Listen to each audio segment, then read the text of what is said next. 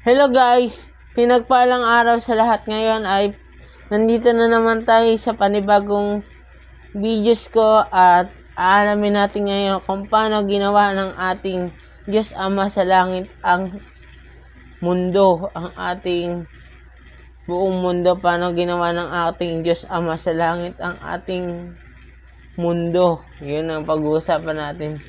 Ating universe. Yan. Ang kasalan dito sa ating lecture ngayon na ang paglikha ng mundo. Ang paglikha ng mundo ng ating Diyos Ama sa Langit. Yan. Yung creative pa lang, creation pa lang, create na ng ating Panginoon sa langit, sa ating Diyos natin sa langit, yung mga bagay-bagay dito sa nakikita natin sa lupa. Grabe yung creation niya, grabe yung kapangyarihan niya. Gamit lang ang salitang sinasabi niya ay nalilikha lahat dito sa ating mundo. Katulad ng mga halaman, mga bituin sa langit. Lahat na nakikita natin sa mundo ay creator, ang Panginoon, Diyos Ama natin sa langit. Siya ang naglikha lahat na nakikita natin, ang Panginoon natin sa langit, ang Ama natin sa langit. Ang kasalat dito, sa unang araw, hiniwalay ng Panginoon ang liwanag mula sa kadiliman. Hinawag niya ang liwanag na araw at ang madilim ay gabi. Unang araw, ginawa ng Ama natin sa langit ang araw at gabi. Yun yung unang ginawa niya, yung creation. Sa unang araw, ginawa niya ang araw at gabi. Yun yung unang ginawa niya. Yun. At sa kalawang araw, hinati niya ang tubig sa pagitan ng ulap sa langit at ang karagatan sa lupa. Ibig sabihin yung ulap tsaka yung dagat, pinaghiwalay niya, nagbukod niya. Ganun kaganda yung creator nating Panginoon. Yung create niya dito sa lupa, grabe, sa buong mundo. Sa ikatlong araw, ang Panginoon ay malalaking karagatan at yung lupa. Pinangalan niya ang mga tubig na karagatan at yung lupa na lupa. Ginawa niya maganda ang lupain at sa magitan ng mga bulaklak, butas, halaman at puno. Yun na, create na ng ating Diyos Ama sa langit yung mga bulaklak, yung mga prutas, yung mga halaman, yung mga puno na nakikita natin. Ang ganda ng pag-create ng ating Ama sa langit ng lahat na nakikita natin dito. Talagang greatest talaga ang ating Panginoon. Talagang makapangyarihan.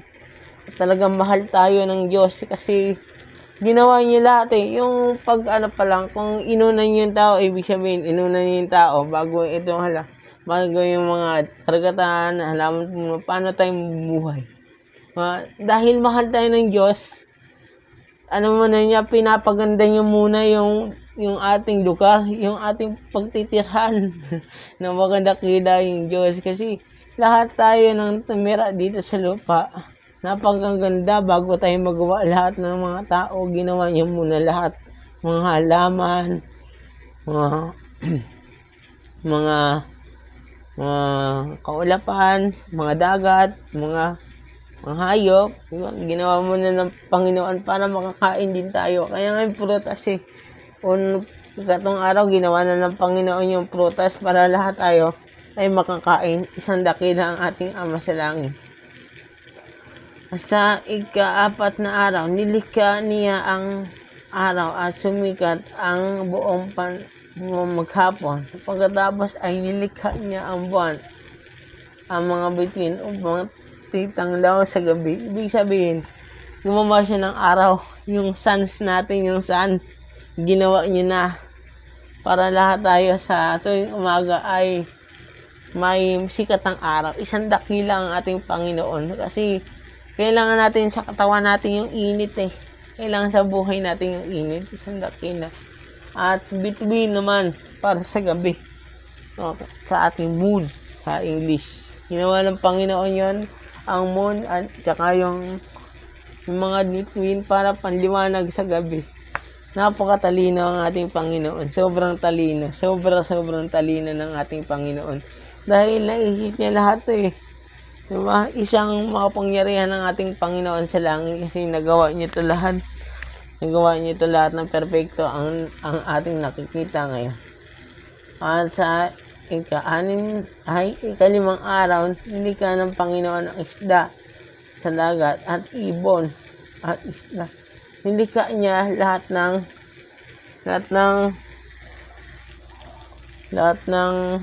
mga hayop na nakatira sa dagat at sa langit. Ginawa niya lahat yan, yung mga ibon, yung mga isda. Ginawa yan ng Diyos. Ang talino ng Diyos, no? Kasi yung isda pa lang, nakakuha na natin, nakakain na natin. Diba, isang matalino ng Diyos kasi kailangan kasi bago tayo tumira dito, may makakain muna tayo. Ganun. Praise the Lord. Isang dakila ang Diyos sa lahat ng oras. Kasi inisip niya muna na yung mga anak niya dito sa lupa ay makakain ng mga may makakain tayo dito sa lupa. Isang dakila ang Diyos sa lahat ng bagay. At saka ika-anim na araw ay lumikha siya ng mga hayop. Ilang araw? Ika-anim na araw.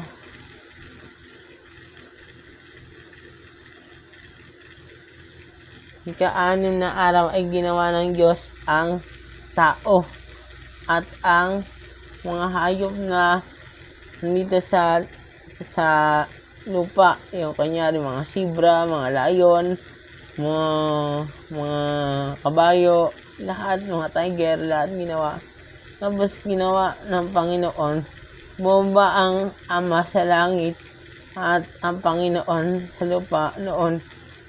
Ika-anim na araw at ang lalaki at babae ay nilikha ayon sa sariling salita ng Diyos. Ibig sabihin, ginawa tayo ng Diyos sa pang-anim na araw. Isang dakila ang Diyos kasi lahat tayo ay nagawa niya ng perpekto, nagawa niya ng maganda, napaka magaling ang Diyos, napakagaling ng Diyos. Kulang pa yung larawan ko, basta napaka-the best ang Diyos sa lahat ng oras. Pinupuri ko ang Diyos sa langit kasi napakaganda ng pagkagawa niya. Tingnan niyo sa creator, parang may creator pa lang ang lahat ng tao, lahat ng nakikita natin sa mundo. Alam niyo na na kailangan natin mamuhay sa mundo na may pagkain, mamuhay sa mundo ng tubig, na may dagat, yun, di ba? Kaya praise the Lord kasi alam natin na samba dito sa Moises. Masyado muna. At sa pamamagitan ng salita ay aking makapangyarihan na siya aking bugtong na anak na napospos ng biyaya ng katotohanan at nilang ko na mga totoo. Ibig sabihin, si Yesu Kristo, bago ba create yung lahat-lahat, andoon ang ating Panginoong Yesu Kristo. Hindi pa siya binababa dito sa lupa, hindi pa siya nagpapakita, pero yung create na itong buong mundo, bago pa magsimula lahat, nandoon na ang Panginoong Yesu Kristo. Nandoon na siya bago nilalanglaan lahat. Siya ang isang anak. At ang daigdig na di kabilang sa akin nilalang ay akin din nilalang ang mga ito para sa sarili kong layunin. At sa pamamagitan ng anak, akin nilalang ang mga ito. Siya ang aking bugtong na anak. Ibig sabihin ng bugtong na anak, si Yesu Kristo. Si Yesu Kristo yun. Nung bugtong ng anak na Panginoon na binigay niya sa krus para lahat tayo ay matubos lahat ng kasalanan natin. Na pinanate ng ating Ama sa langit lahat. Basta nakasulat dito sa panguli, Masaya ang Ama sa langit na lahat ng kanyang nilikha ay maganda at perpekto. 7 ka-araw na mahinga ang ating Diyos.